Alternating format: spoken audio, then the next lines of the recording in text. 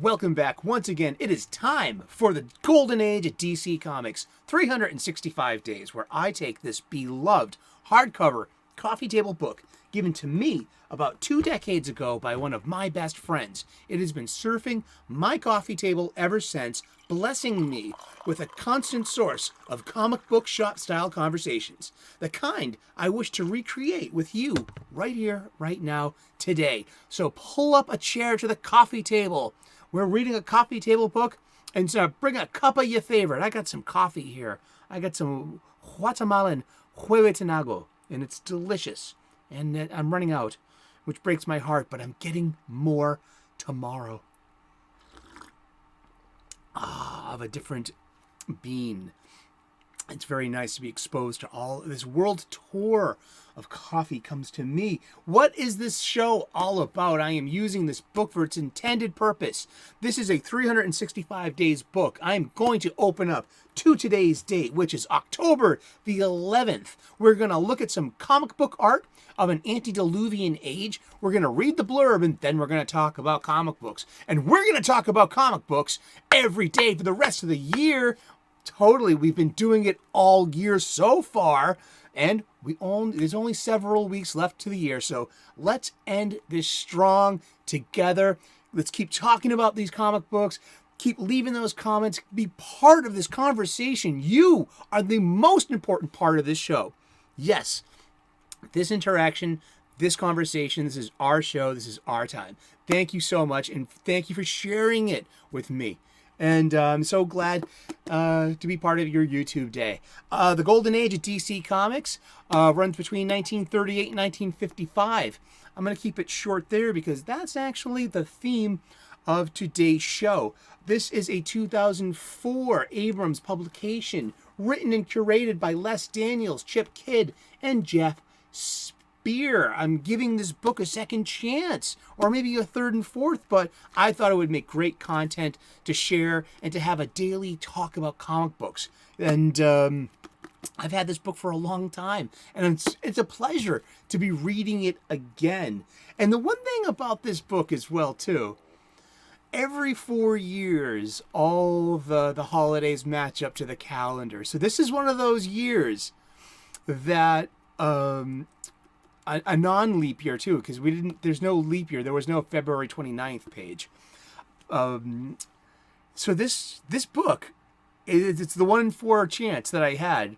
And it was quite accidental that the calendar will match up to the holidays in this book. It's rough approximations, or you have basically that 1 in 4 chance of landing it. But it's worked so far. I thought that was cute and clever and a nice little insight that I saw by reading this book. Let's get to it. I hope you're clobbering your day and not being clobbered by it, over it and out. This is from art by Ruben Moreira from Detective Comics number 199 from September of 1953. But Roy, you can't marry her. She's a witch. I've got news for you, Karen. So am I. Let's get to this. What is going on here?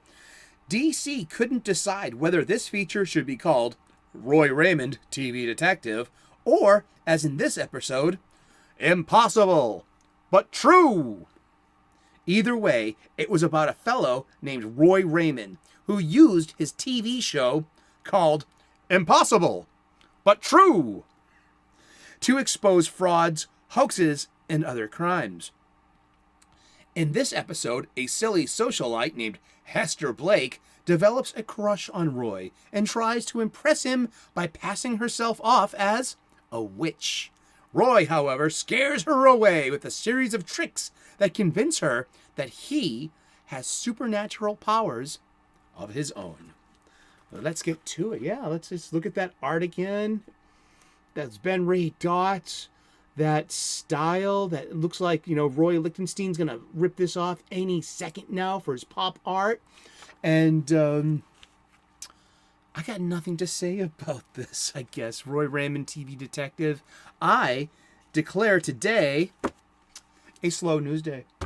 And what do we do on slow news days? We like to talk about the different ages of comic books. And I get my my definitions and standards from the Overstreet Price Guide. This is the most current edition of the Overstreet Price Guide. I get the there's a glossary in the back, and it just gives us definitions, industry standards. This is a good place to start from. I mean, and I like talking about the ages of comics. We are in an age of comics now. We're leaving one. We're entering a new one. Or, you know, what are the ones that came right beforehand? We're going to find out real quick. There's also a link to this Overstreet Price Guide in the description where you can get your own copy. I have show notes. We use show notes here. We do try to, you know, run things in a semi-professional kind of way. Oh, wow. You know? Yeah, I haven't used the lighten up hashtag in a while. But yeah, I mean, hey, make show notes and, you know, have a kind of, I call this show Unscripted, but I do follow a formula, you know. So if you've been watching the show, you might have picked up that I have an opening, a closing, and a middle. And I keep to a certain recipe, one could say. But according to the Overstreet Price Guide, there is the Pioneer Age that runs from the 1500s to 1828 specifically. And like I said, this is from the Overstreet Price Guide, you know. The next comes the Victorian Age from 1828 to 1883. Next comes the Platinum Age from 1883 to 1938. The Golden Age from 1938, Action Comics #1, and Overstreet says that it ends in 1945. Next, there is the Atom Age, ATOM, Atom, from 1946 until 1956. They begin the Silver Age in 1956. That's with the Comics Code seal of approval, the Comics Code Authority seal of approval. That's a real good dividing line to have between the Golden and Silver Ages. Even more better so than individual characters, because we can have like Martian Manhunter, who is earlier in the 50s, but then we have Showcase #4 with the Silver Age Barry Allen, the new Flash, specifically in October of 1956. So, and I think that the Comics Code Authority seal of approval is the dividing line. It's like, yeah, that's the sea change that separates the ages. Indeed. Next comes the Bronze Age, and that's from 1970 to 1984. The Copper Age is from 1984 until 1992, and the Modern Age is from 1992 until now. That's where I kind of have my most problems with. Now, in page 157 to 159 of this 51st Overstreet Price Guide, it's RTFM, read the manual. What is that, 157? Because where I just want to let you know, this is from Josh Nathanson, Doug Gillick, and Rick Hirsch, Comics Link. Comics Link is proud to be celebrating its 25th anniversary this year. It was in 1996 that we first started internet browser-based consignment firm focusing on comic books and related artwork.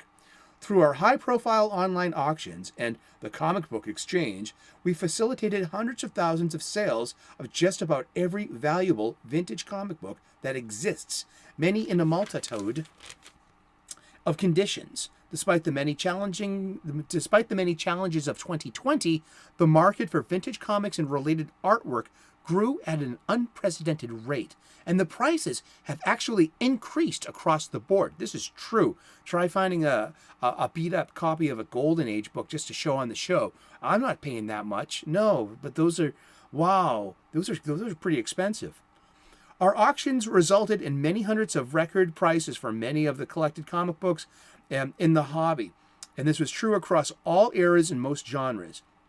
It was also true of the millions of dollars worth of original artwork sold on Comic Link in 2020, We saw some similar growth for other categories of collectibles on our CertifiedLink.com site, which focuses on areas like certified video games, trading cards, sports and non-sports, coins, and memorabilia. Note that many sales are CGC graded unless indicated.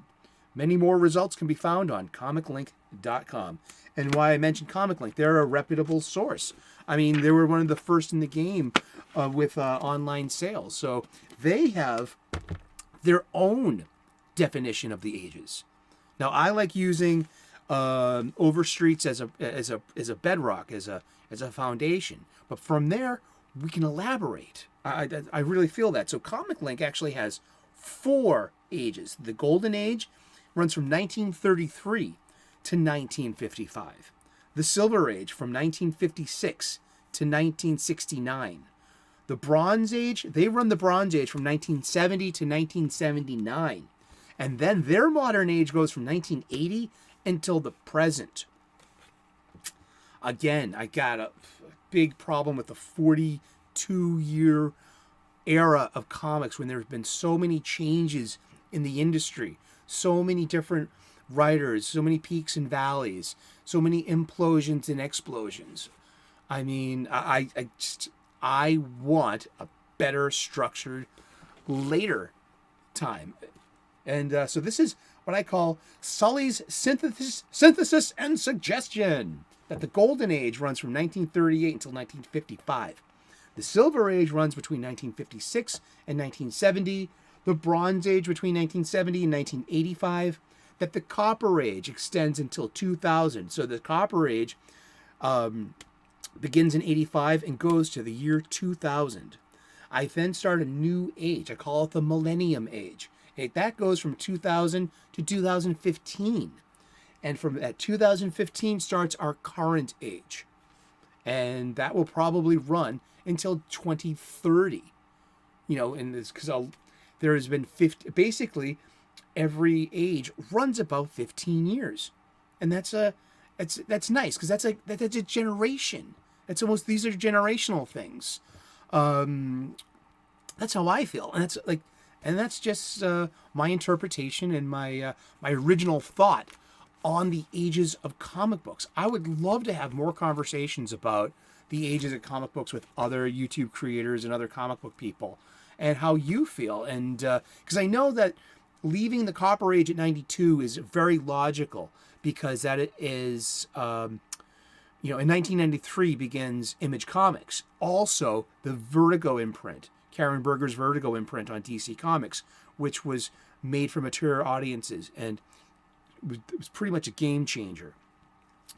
And there was a speculator implosion in the mid-90s that almost killed comics, and then came a renaissance of superhero stories, which saved the big two. And I feel that leaving a dividing line at 2000 respects. It respects more. I personally see my Copper Age as a 3-act story: 85 to 92, 92 to 96, and 96 to 2000. And it follows the 3-act story, because at the end of Act 2, we're really at the nadir, at the lowest point. I mean, it was like the Beanie Baby bubble burst as well. You know, you had all these. It was a joke in Kevin Smith's Mallrats. You know, nobody gives a shit when 2 competing comic book companies release crossover magazines with holographic tinfoil covers. I'm a girl, damn it! I like to do girl things. Shannon Doherty arguing with her geeky boyfriend Brody. I love that movie. And but yeah, it's a slow news day. I like to use a slow news day to once again have a conversation about the ages of comic books. If you like this kind of content, you know what? Like and subscribe. I would love to earn your subscription. We've been talking about comic books, and we're going to talk about comic books every day for the rest of the year. So tune in tomorrow, 3 p.m. U.S. Eastern, and we'll find out who we're talking about when we turn the page tomorrow. that's all we got for today. So, yeah, check out the description. Check out those Amazon links. Get your own copy. You can get a used copy. You know, give an old book a second life. You know, I love that. There's something romantic about that. I love books, and I love these comic books as well. So if you love comic books as much as I do, you are in the right place at the right time. So tune in tomorrow. God bless. Namaste. Good luck. And we will see you again tomorrow in those funny pages. Ciao. Bye-bye.